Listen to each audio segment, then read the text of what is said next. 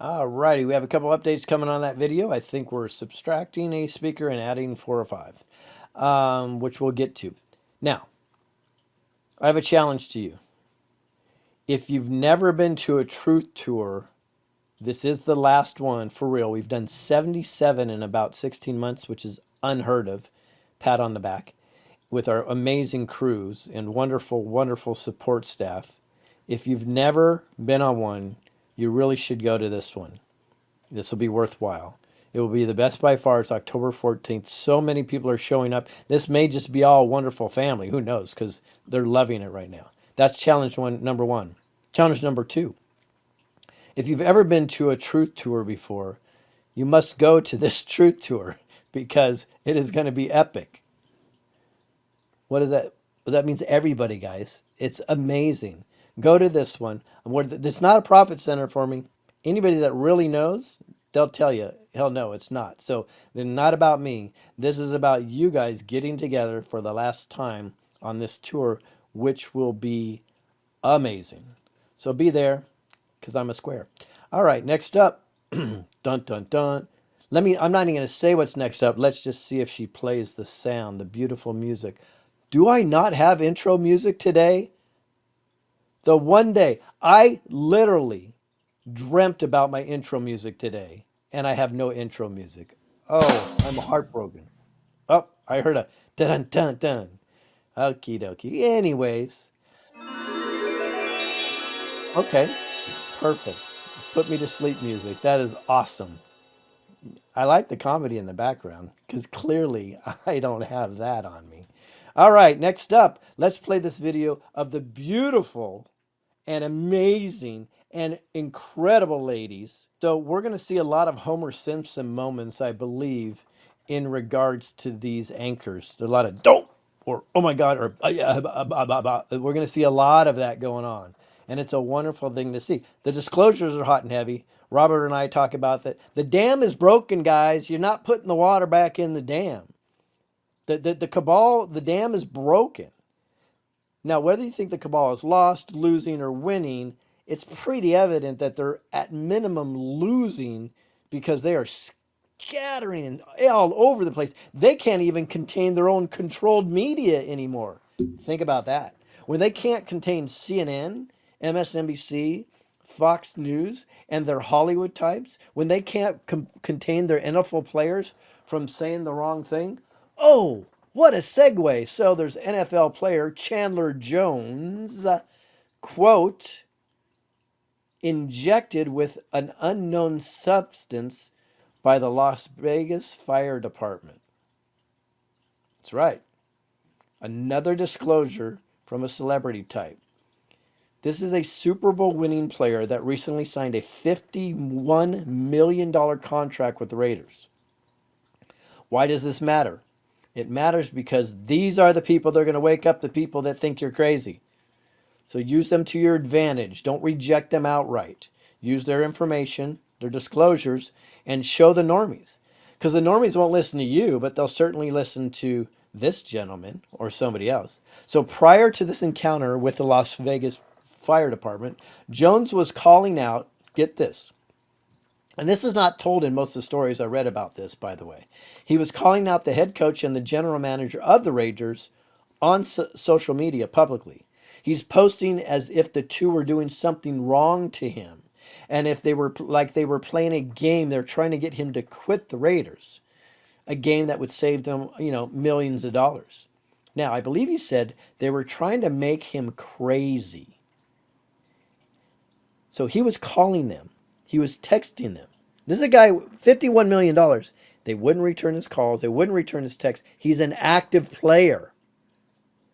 So he knocks on the door of, I don't know if it was the head coach or the general manager, and they ignore him, hide in like he's not there. Crazy, crazy stuff. And then he even posted about the beloved Larry Fitzgerald, the holder of many wide receiving records in the NFL, his teammate. And this is his quote. He said, quote, one of Larry Fitz's clones trying to get me. So, what do? Chandler Jones is the Las Vegas Raiders star pass rusher, and he claims he was taken against his will to a mental health hospital by the Las Vegas Fire Department last week and injected with an unknown substance. Now, I believe that the owner of the Raiders is total cabal. Do you think they have the power and the money and the influence to convince a fire department or a police department to get put this guy and try to make him a 5150, which is crazy? Do you think they have? Absolutely, they do, and without any evidence or barely any. It's ridiculous. So he says, I was taken in by the Las Vegas Fire Department last week against my will. Jones shared in 3 handwritten notes he posted on X with caption, first day out, but I'm still aligned. I was injected with I don't know what, probably some type of a tranquilizer would be my guess. Jones said, picture this. How scary is this? A group of 5 to 7 people showed up at his front door with an ambulance taken to Southern Hills Hospital. No cell phone, no communication. He then says he was transferred to Seven Hills Behavioral Health Hospital, where staff tried to force him to take another injection and some meds, which he refused. The former New England Patriot alleged that the Las Vegas Police Department told fire officials to detain him after they put in a court hold on this guy concerning a post he made online. He said, I haven't done anything wrong. Jones claimed he had to sleep on the floor at one of the facilities on his first night. He wasn't even offered a bed. Yeah, this place, he says, is not a place for a high-profile athlete. Wah, wah, wah on that one. Jones reported that his brothers, one of whom, by the way, is 2-time UFC light heavyweight champion John Jones, total badass, had to bring him meals to eat and clothes to wear, and that his father just came to read him Bible verses. He says, I'm still confused on what I did wrong. He goes, I'm very sane. All I know is whoever put me in here had bad intentions. He goes, and I'm blank and strong. I'm a very strong person mentally, and I will not be broken. For all of my friends that know me, they know. Folks, I'm telling you, the dam is broken. Everybody's going to start coming out against the cabal. This is sad news for him, but it's great news for we the people. So take it for what it's at. Another example of that is fire captain says something is fishy in Paradise and Maui fires. Let's play that. Are we here? Oh, there's the bell. Now I know I'm here. You are in the I have room. arrived. I'm still laughing over that Dana Carvey skit. That was really good. You know what? My cheeks about busted out because I'm drinking through a fire hose right lately. And it's like Yeah. I'm like the back of my head's going to explode. It's amazing of how much stuff is coming out. I don't even have to search anymore. It just ends up in my lap. Very true. And it's when it gets to the level of comedy, it's hit mainstream, right? So we can think, oh, it's not it's not mainstream, it's not mainstream, but there it is. It's right in front of us. It's hitting the mainstream now. Yeah, it's pretty incredible. So I'm excited. I know there's a lot, and there's going to be a lot of heartache still to come. I still believe 14 cities. They'll probably something. I don't. I'm not wishing for it. So I'm just saying I can see that something could happen to 14 cities, and we're going to have to work through that. But that being said, clearly the disclosures are unleashed, and like I say, that genie's not going back in the bottle. No, So no. that's the beauty, guys. You have to understand from right now, no matter how long it takes, that the genie's not going back in the bottle. It is out there. Disclosures are coming. They're not ever going to slow down. They will not be able to suppress it. If anything, this will accelerate exponentially because people will get more confidence and they'll build up. They'll go, if he said it, I said it. If he said it, she said it. She did it, I said it. Okay, let's all just keep up with the Joneses. And now what do they do? I just got chills. That's Yep. the truth bumps right there. Thank you, God. We know that's what's happening. It's exactly what I said and been saying for a very long time. It's like the time for being quiet and worrying about offending people is gone. It's past us. It's over. We don't do that anymore. We step up and we speak our truth. And what we realize, as I realized this weekend at the event I was at, whatever, right? And you know, you could look at that and be afraid, and that's what they want, or you could stand in your truth. And I think the time to stand in your truth is here. And you'll find that there's a lot more of us than there are of them. And those that don't agree with you, walk away. You're not going to change their minds. Don't even bother trying. Right, If right. they're over there and that indoctrinated, Yeah. forget it. Move on. Or they go, Yeah. I'm seeing a lot of that lately, which is really cool. Yeah, it it doesn't. It's funny. I was going to say the word courage, and Carol just posted, "Stand in your courage." Frankly, I don't think it takes much courage now. I think it's taken courage the last 8, 10 years what we've been doing, but now if everybody's doing it, just go do it. It doesn't even take much courage. Just go say what's on your mind. You'll be surprised. Most of the people are going to agree with you, or at least go, well, he does have a point there. I mean, there's a universal awakening right now, and it's definitely it is in it's imperviated, if that's a word, the collective consciousness worldwide, because there's everybody has an issue with big government. Screw big gov, by the way. Yeah, they do. And, you know, like you said, courage is contagious. And it really is. And it really takes one. One steps up, like I did this weekend, and then everyone was in the conversation. It was just like bam, like that. It was like, Hmm. oh, you open it up, and then the conversations all weekend after that were all around this stuff, all around these topics, and it Trump to, I mean, it was all of it came up. It wasn't just, and even the people who have been on the other side. I spoke to a lady who described herself as a lifelong Democrat. She knows things aren't going well, and she goes, I don't really know what to make of it. I said, do you want to find out?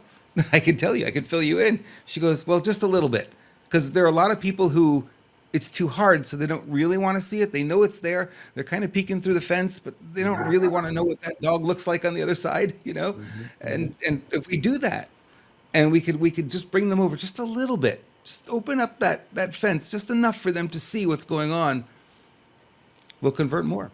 Yeah, the biggest tool I see right now is to step away from yourself, find one celebrity with a disclosure, and there's probably like 20 out there right now, and send it to a normie that you know likes celebrities.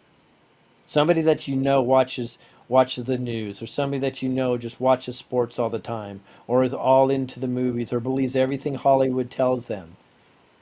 Somebody that's a huge music fan. There will be something there for you to hand them now, which is beautiful. You're a country fan. Hey, here you go. Check out Travis Tritt. You know what I mean? You're a Yep. comedian. You like comedy. Great. Check out Dana Carvey. I mean, the list goes on and on. You're into the NFL. Like we had 3 disclosures in the last 2 weeks, 4 from the NFL. You know what? Here's a player. Check them out. So there's no excuses now for people to say, "Oh, well, my family, they're still not waking up." Well, maybe it's your approach, because these mainstream celebrities that do nothing for us. In fact, we think they're pieces of shit in most cases because we understand who they are and what they're about. Your family and friends that are still sleeping idolize these people. So take that video and just say, check, look. Don't even say it's a disclosure. Say, look what Dana Carvey. He was hilarious today. Did you hear what Aaron Rodgers said? Oh my God, check this out. That's it. And you surprising. They're going to start. They'll make excuses. By the way, it could affect them, and it could work great for them, and they probably still will tell you that it was shit. But that's okay because you planted that seed inside their mind. They'll come around eventually. Don't have such an ego out there that you need them to give you praise, because they're not going to do it. It is not going to happen. It'll be on their time. The last thing they want is you to be right, but it's okay. If you really care about them, just give them the information. Doesn't matter. And you know what I was saying right at the beginning in 2020 when I mean, with the many vets do not have their best interest in mind. I mean, all this sad stuff. But I found this company that was recommended to me, but just a wonderful person named Dale. And I can tell you, I've seen firsthand the results on my 3 pups are absolutely mind blowing. This is incredible stuff, guys. So if you love your pups, and there's even a human thing that they have on there that it's so impactful and powerful and does wonderful things, maybe for the third letter in the alphabet, that people are snapping that up in droves too. So go to sbgpets.com and support them because they support us. sbgpets.com. All right. I know some of your favorite moments in the show are the WTF moments, and here they are. So let's play this first video. It's 11,000 migrants. Boom. Even on Fox News mentioned it. We're getting breaking news from the border. Customs and Border Patrol sources telling Fox News they've recorded 11,000 encounters in the past 24 hours. They say it's the single highest day in recent memory in that town of Eagle Pass in Texas. Alone, Eagle Pass saw more than 4,000 this weekend. A lot of these are live images now that we've been watching throughout the morning. And screen left is from Sunday, but we saw something very similar just 2 hours ago. So it's not ebbing, in case you're wondering, folks, on that point. I know you got a lot of truthers selling you that hopium that the border is fine. Don't worry. It just looked the other way. It doesn't matter.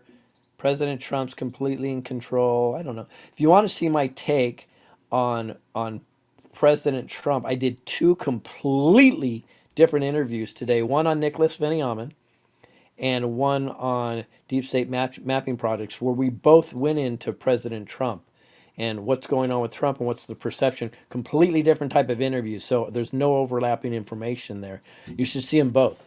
Both the questions were just brilliant from these guys, so you should check them out today. And tonight, right after this, I'm actually going to do an interview with the two pet people that they're working through me and SBG Pets. I'll put that out because they have some new information too on dog other things. So interesting that Fox News is doing this now, as we reported, and I love this. Robert, Lisa, Eric, myself, and everybody that helps this team. Doesn't it always seem like we're ahead of the curve? We have evidence that now other programs with a heck of a lot more viewership than we have and websites are actually watching us and taking information. Thank you very much. That means we're doing hard work. We appreciate your plagiarism because it actually works to our advantage, and we do not need credit for it. We want the information to get out. So you keep taking from us because it's great. But now, in full fairness, we go and look at all the other sites too, and we kind of patch stories together and we present them to you here, or sometimes we dig things up on ourselves. So it's all fair. But we always seem to be ahead of the curve. So, for example, Rupert Murdoch, that dude, retired from Fox, and we said, yep, we suspect from information that we're hearing that within 2 weeks, Fox News will start doing major disclosures, maybe sooner. Boom. They've already done 2 or 3 this week. This week. So, guys, I think you need to take your face off the fire hose now and just point it maybe in a lake to fill that lake up, or you're going to get hurt because the information is flying. So, in regards to the 11,000 migrants that we're crossing, just remember we have less than 19,000 Border Patrol agents right now. But American taxpayers are doing what? They're paying over 50,000 Ukrainian first responders. How does that work? Let's play the next video, please.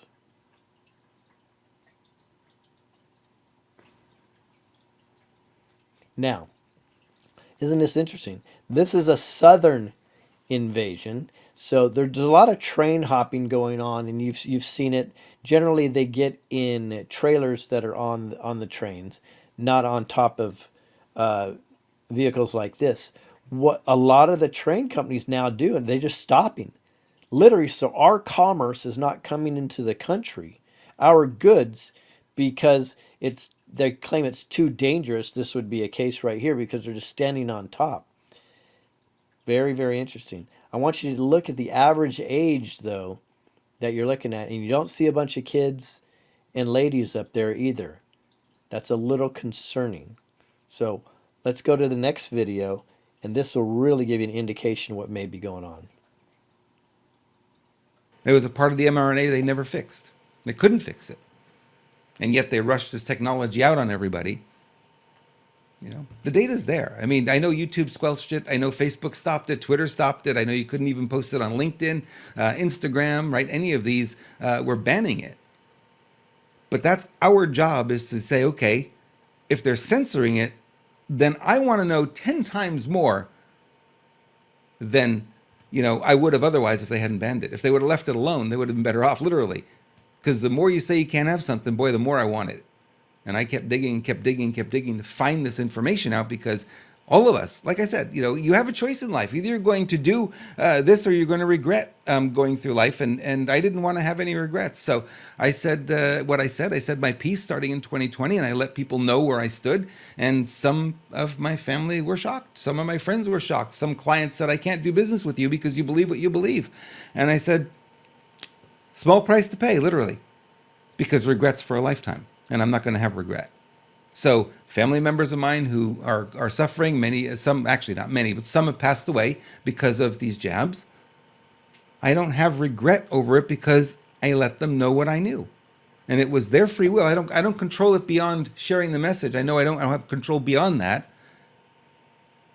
And I let them make the decision that they needed to make for themselves, for their life. And they made the decision they made, and the result they got was of their doing. But at least I could walk away saying, I tried, right? And I knew that I would not want to live with regret. So that's why I do this. That's why I do what I've been doing since 2020. I've become a loudmouth about this stuff because I know it's important to do. All right. I want you to go over to ScrewBigGov. If you have not been there, go visit the website. Lots of cool stuff over there. On the homepage, you'll find all these nice little buttons here, and a lot of good stuff on the website. If you look at that button on the bottom right, the one that's cut off, the social media button, click on that one and go find Lewis's Telegram channel and follow it. Hard to find it on Telegram itself, and if you're not yet on Telegram, my question to you is, why not? It's one of the few places you can have and find uncensored content, although some people say they do get censored from time and again. I think that's because somebody might be reporting the content, but they're not necessarily censoring, as far as I know. Freedom in Action is a website where you'll go to if you want to find out what you can do locally to be part of the fight, be part of the battle. It's a really good place to go. In Cages, if you have not seen the documentary, what are you waiting for, friends? Go see it. It is the next step, the level 2, if you will, to Sound of Freedom. Sound of Freedom was really good for the newbie. So a really good intro to it. And if you want to know on the ground what it looks like in your neighborhood, that's what Cages is for. Not disgusting, not scary, but certainly worthwhile having a look at that. All right. If you want to follow me, I would give you my email address, robert@renegademedia.tv, and you can follow my Telegram channel at Renegade Media, t.me/Renegade Media. And again, Telegram, we talk about it, and we'll be posting the videos that you saw on Lewis's chat today, or half of the show, and my half of the show, we'll be posting them there after we're done today, and you'll be able to get them so you too can share them. All right, are you ready to get into the news? Let's see what our first news story is today. Oh boy, besides Elon destroying the narrative, apparently his business associates and Costello, as well as an injunction that would bar the pair and their associates from further accessing Biden's data. They don't have to. The entire laptop, if you remember last year, was entered into the congressional record. The entire thing. On a thumb drive, all of that data is in the part of the congressional record now. So why would they need to access it anymore? They wouldn't.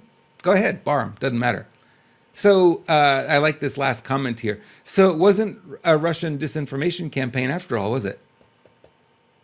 Well, obviously, if he's filed this lawsuit, he's claiming it's real. He's claiming it's his. One of the things the lawyers said, I think this was hysterical. If you bring your pants to the dry cleaner and you leave your wallet in there, and you don't come and claim it after whatever it says on the ticket, 60 days, 90 days, whose property is it? You and I both know it's the dry cleaner's property. So he was trying to use that as an analogy. No, he abandoned the laptop. Once you abandon it, it's like when you put your trash at the edge of the road, you don't want it anymore. Anybody can come along, grab it, walk off with it. Fair game. Right? So he left his laptop. He didn't pay for it. The guy fixed it. Got the computer running. to ask yourself, this was in 2019. This guy had this at the beginning of 2019. I think it was March of 2019. And he didn't actually, the computer guy didn't actually contact Giuliani and Bannon and those folks until the end of the year. So he held on to it for quite a while. But the things he saw in there, as a computer repairman, you see everything. So just know that when you send your computer in for repairs, all of your data is visible, right? All of it. There's nothing that's hidden. And I tell our employees, don't put personal information on your computer, because when I go to fix the computers, I see everything, right? It's easy to find it. So from that respect, it's like he already had access to everything. He didn't hack anything. He already had access. He was given access. When you turn your computer in for repair, you have to give him the password so he can get in and, do the thing he needs to do to fix it. No hacking involved here. He made copies of it to give to the various people and put them on hard drives. So Giuliani didn't get the actual laptop. Nobody actually did, right? They got copies. I think when he went to the FBI first, he gave the FBI the laptop and they buried it. They buried it. So then he didn't get results. So then he went to Giuliani. There was one other person involved. I forget who it was there, who got the laptop, the contents of the laptop, I should say, maybe before Giuliani got it. But he was the one they brought it to, because he has clout. He has the ability to do something with it. And of course, then Bannon got it, and then they started sharing it. But I don't think this lawsuit has much in the way of merit. And why would you wait so long? Why wouldn't you have gone in 2020, January of 2020, and filed a lawsuit? You abandon your laptop. It was almost a year. Just forget about the 90 days. It was much longer than that. He never came back for it. Never came back for it. And of course, the computer repair guy, he got so much flack he had to actually close his business. So kind of sad story there. I don't think this goes anywhere. I don't think it has any teeth. It's just, they're trying to bury Giuliani is what they're trying to do. So this is just another nail in the coffin. They're trying to knock him down. That's a horrible picture of him, by the way. That was the day his hair dye was leaking. All right. President Michelle Obama. Should we even talk about this? Is this even a subject? Well, according to Ted Cruz, the odds are very significant that Michelle on the picket line as they demanded higher wages. Of course, they always want more wages, right? In the middle of a recession and economy's falling apart, they want their wages bumped up.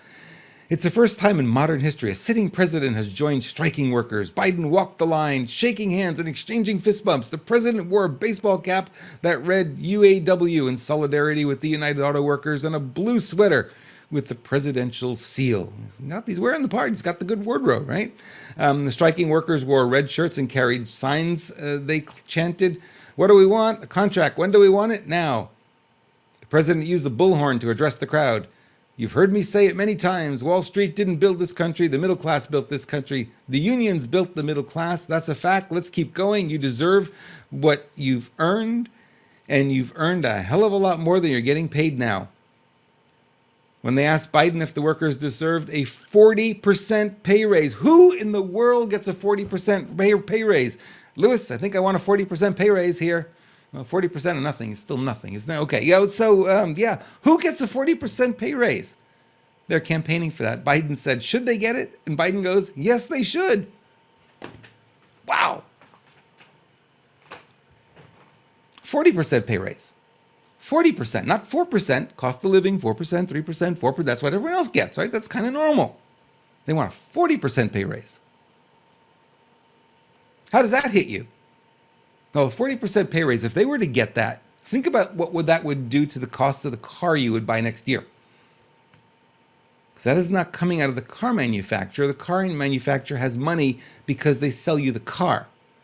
And if more of that money goes to salaries, then the only way they can stay in business is either get out of the United States, as Trump is suggesting, go overseas, manufacture the cars there, or raise the prices. But if they raise the prices and the cars manufactured overseas are selling for less, the market goes to the less.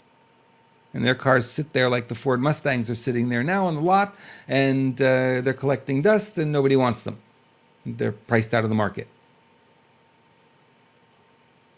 It's an interesting game. Teetering on the edge of the car manufacturers. All right. So I mentioned earlier that they may be, but we're going to stand up and we're not going to take it. Here's the story from the Daily Mail in their science section, science and tech. Tens of millions of people, more than live in the entire state of Florida, are now exposed to toxic water runoff from metal mining, a new study has found. The report lays bare the devastating impacts that can follow the reckless transition to green energy, compounding the ecological damage wrought by over 150 years of drilling and mining for fossil fuels. So they're saying, we've had some ecological damage because we mine for fossil fuels, which are really not fossil fuels. That's a different story for another day. Oil is not a fossil fuel. It's being generated all the time. There's always new oil showing up in our ground. It just is. It's always being created. So it's just one of those things that they called it fossil fuels way back when to make it sound like it's scarce, so they could get a lot of money for it. But it's not scarce. It's actually very plentiful. So we've done some damage to our environment, no question. So they're looking at this and they're saying, well, these mining for these metals, for what? What do they mine them for? Well, if you pick up your little phone, there's a battery in your phone. And inside that battery are these metals, right? Lithium ion, the lithium ion batteries. We've got them in everything that has a battery in it today uses it. How about cars, electric cars? Yeah. And you know that if you replace a battery in a Tesla, it's going to be $35,000 plus to replace that battery. That battery will last you about 5 years.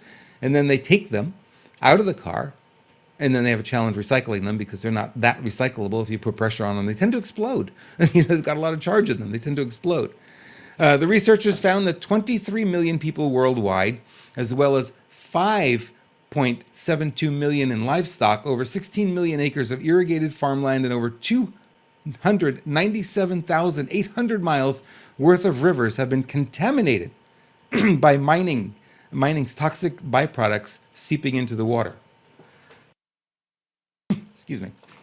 And the metal mining includes so many called rare earth elements essential to the manufacture of high-tech electronics, solar cells, wind turbines, and all the batteries to store sustainable green energy and the power to power electric cars and iPhones. Rapid growth in global metal mining is crucial if the world is to make the transition to green energy, which are pushing and pushing and pushing for.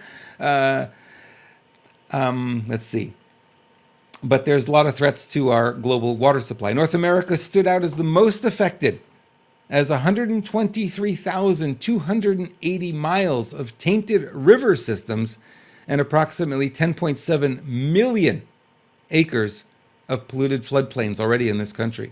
Our electric cars, for example, require 6 times more metallic minerals than combustion engine cars, the MIT team that did this research reports. So I got to ask you a question. The push for electric cars, I've always been against it, by the way. I knew from the beginning that electric's got to come from somewhere, right? It's either going to be coal, it's going to be natural gas, hydroelectric, solar. It's got to come from somewhere. It doesn't just magically appear. It can. We probably have the technology, but nobody's going to let you have that technology, right?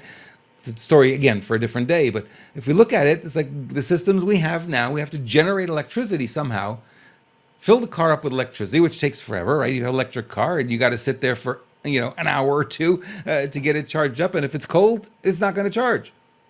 Sorry, that's just the way it works. It's not the answer. It's never been the answer. If I want to stop for gas, I can get in out of a gas station in 5 minutes if no one's in front of me? I pull up to the pump, fill it up, 5 minutes later, bang, I'm back on the road.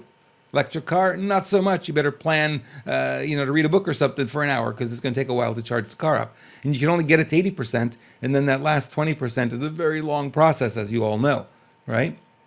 So it's never been the answer. So what's the answer? What's the technology that's out there that exists and has been around for a very long time? Actually, it traces back to the early 1900s that it's been there, that we're not using, that we're not putting any energy into. Everything's gone into these electric cars, trying to get rid of the combustion engine, which has become very efficient. Okay, maybe not the answer there either. So what's the answer?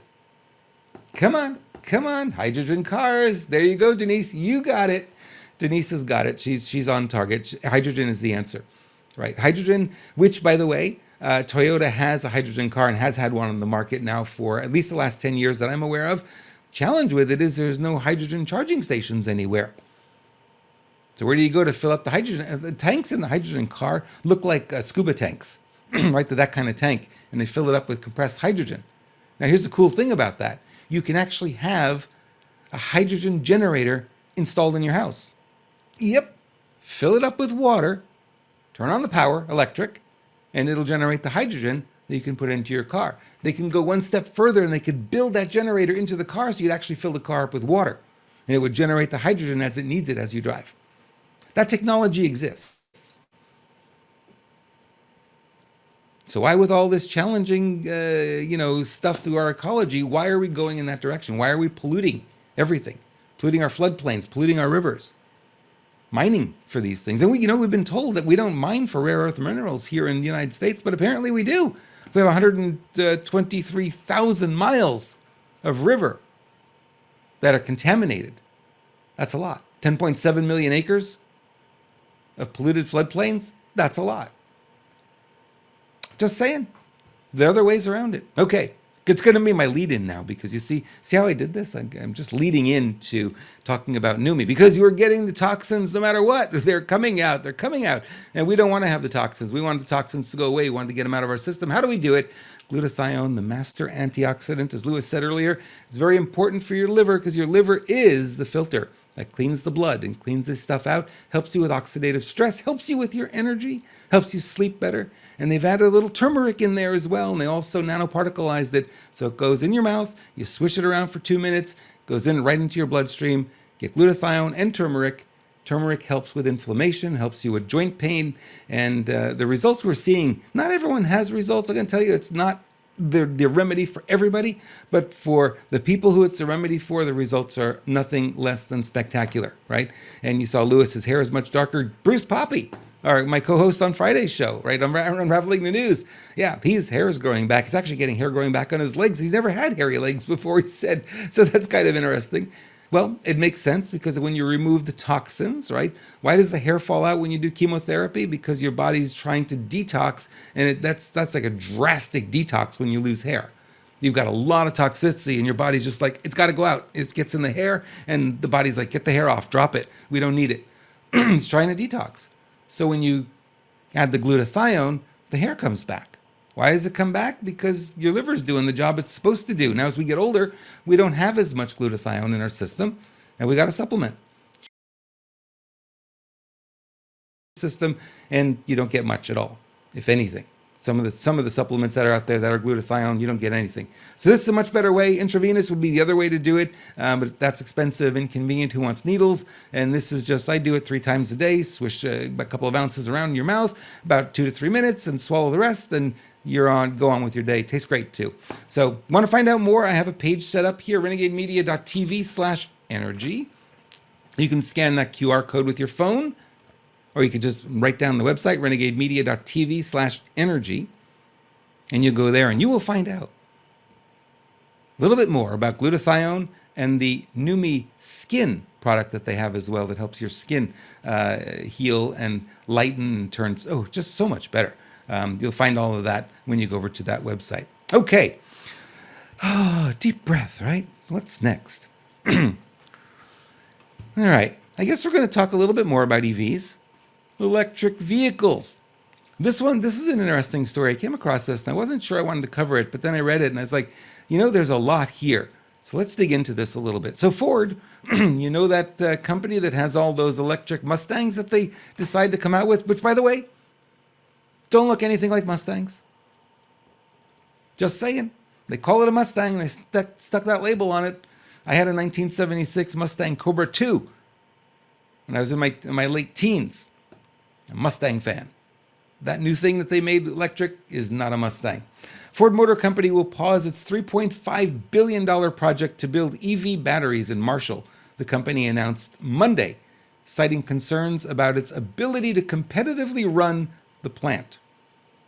So here they had this plan for a plant, and now they're wondering, hey, they're going to be able to do it. Remember, there's a strike going on. A number of considerations were in play at the company's business decision, but they wouldn't say whether the United Auto Workers' ongoing strike of Ford and its crosstown rivals was a factor. UAW, United Auto Workers, are multiple, not just Ford, it's the other ones as well. The Marshall project, named Blue Oval Battery Park, was a collaboration with a Chinese firm called C.A.T.L. Michigan lawmakers had granted the project about $1.7 billion dollars in cash in the form of, get this, corporate welfare.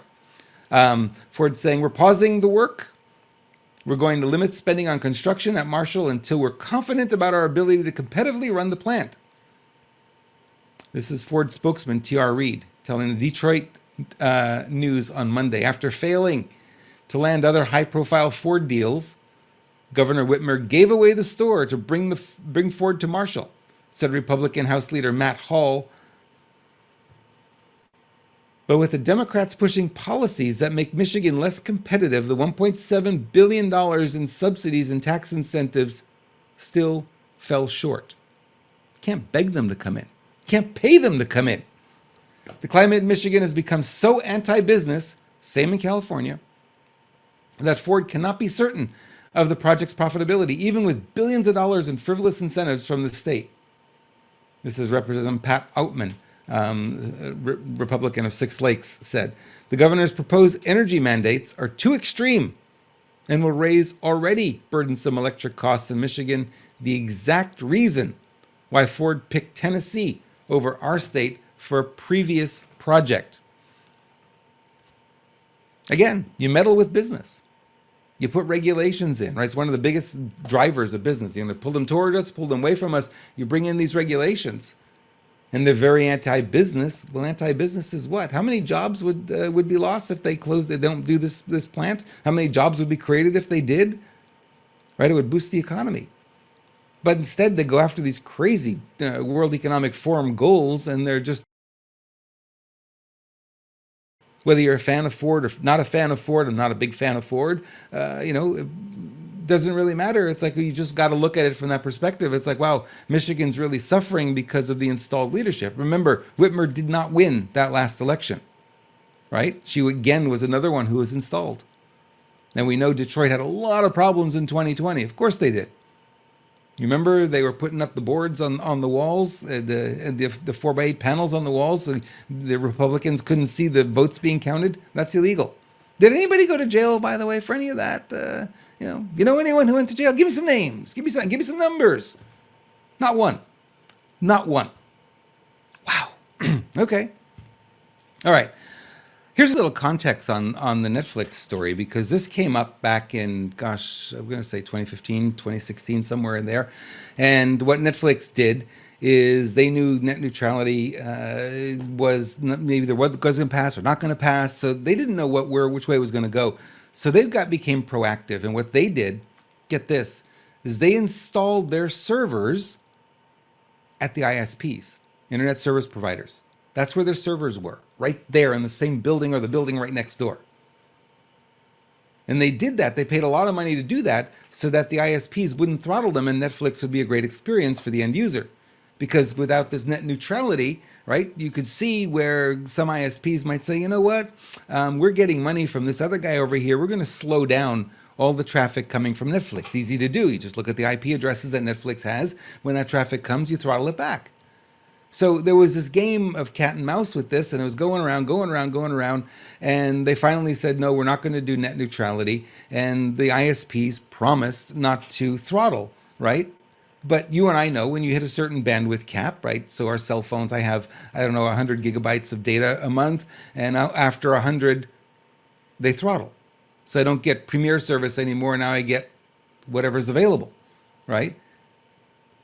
So they weren't supposed to be able to do that under net neutrality. So now they're trying to bring this back again. This has been a battle.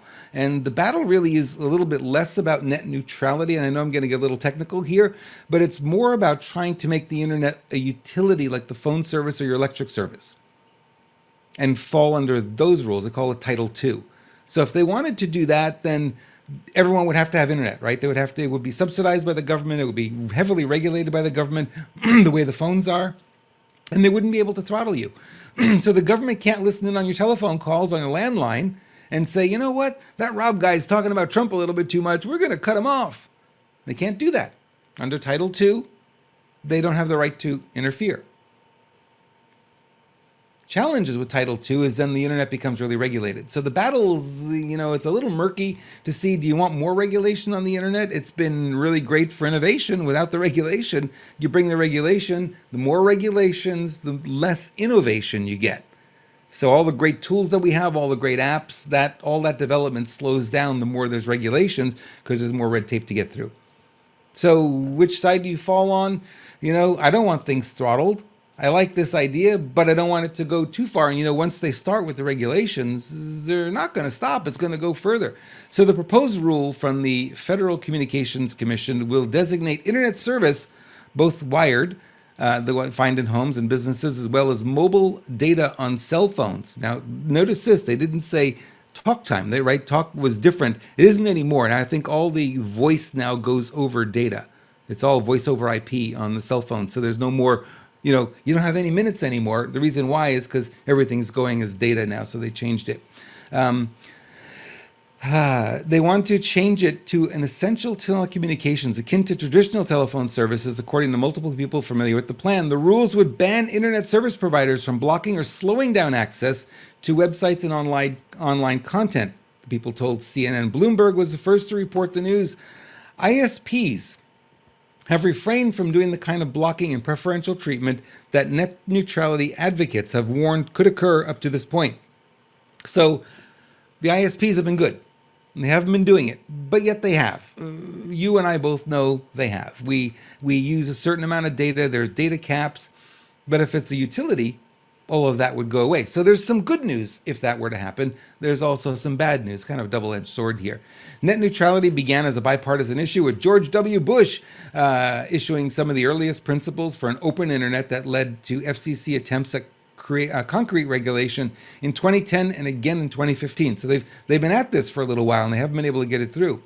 The telecom and cable industries have long opposed the use of Title II to regulate broadband, arguing that it would be a form of government overreach, correct? That telephone-style regulations are not suited for digital technologies and that it would discourage private investment in broadband networks, hindering America's ability to get online.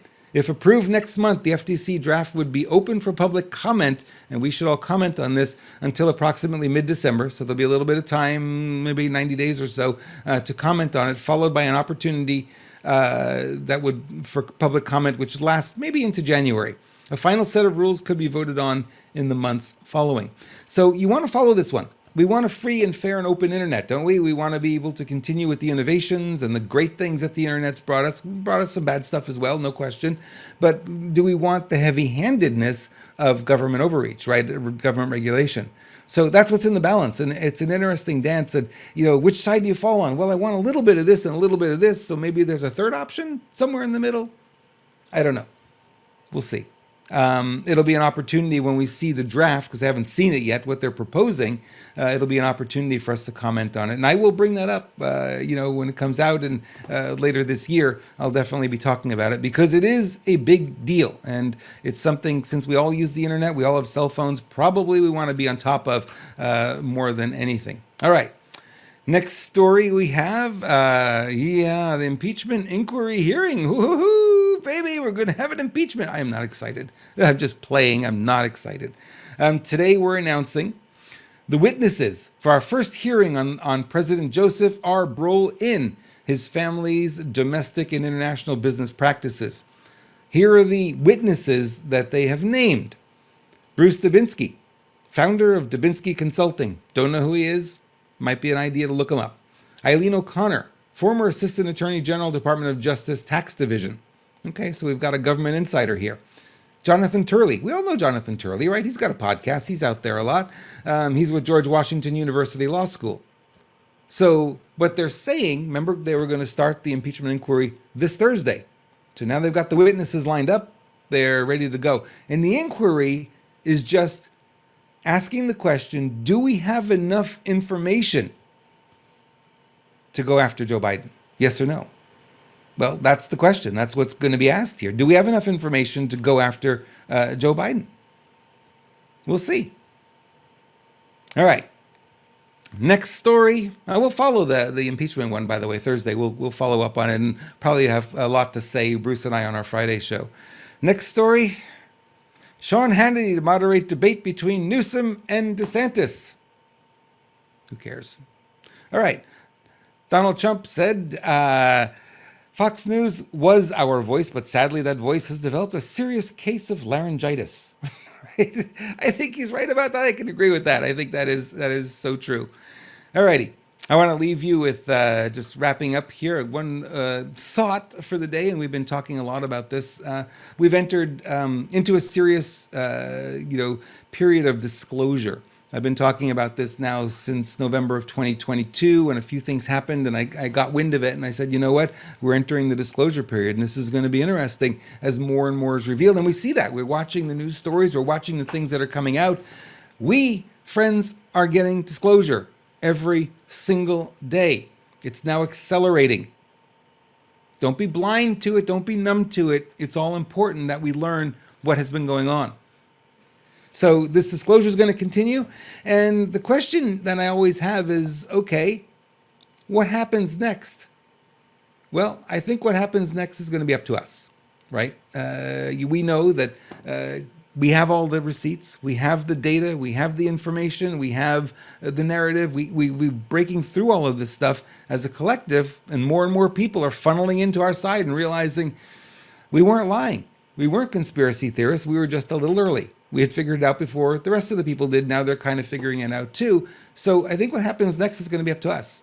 And we're going to have to stand up, and we're going to have to be continuing these conversations and talking to our friends, talking to our neighbors, sharing stuff online, doing everything we possibly can to make sure that we continue this message. Make sure you like and subscribe. Make sure you are following Screw Big Gov. Make sure you're following Renegade Media also on Rumble and also on Telegram, because I'm going to be posting the videos there. But within an hour, I'll put them up, and that's where they will be. Okay, yesterday we had a little audio issue, and actually it bled in a little bit today too. We're getting started here, and it just wasn't working. Anyway, we figured it out. I've got a lot of technology in this little room of mine here, and I wanted to play this video because it was so much fun yesterday. I really enjoyed it, and it had no sound. Thank you, Denise, for letting me know it had no sound, but here it is. So before we go, thank you so much for being a part of this. Remember, appreciation is the shortcut to success. Love all of you guys. Thank you so much.